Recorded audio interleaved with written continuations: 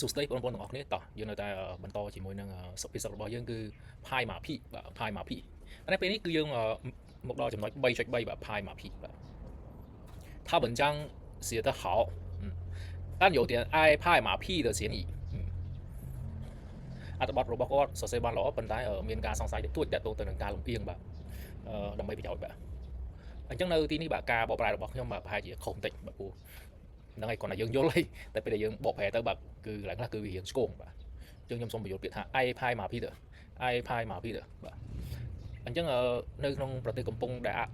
អភិវឌ្ឍភាគច្រើនបាទរាល់ការប្រឡងបាទមិនថាការប្រឡងចម្រៀងបាទការប្រឡងនិពន្ធអត្ថបទអីទេបាទវាតែងតែមានអី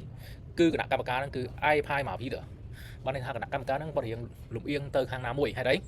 ជាពិសេសគឺនៅពេលដែលបេក្ខជនចូលប្រឡងហ្នឹងបាទគាត់គឺជាបាទកូនចៅឬក៏គាត់មានបាទមកប៉ាហ្នឹងបាទដែលជាអ្នកមានអំណាចបាទអញ្ចឹងធ្វើឲ្យគណៈកម្មការហ្នឹងបាទគាត់ពិបាកនៅក្នុងការកាត់សេចក្តីបាទបើយើងជារាជសាមញ្ញបាទយើងទទួលបានពិន្ទុ95បាទ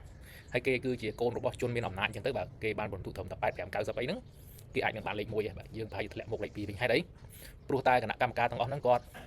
អាយផាយម៉ាភីទៅបាទគាត់លំអៀងបាទគាត់ផ្អៀងទៅខាងណាមួយ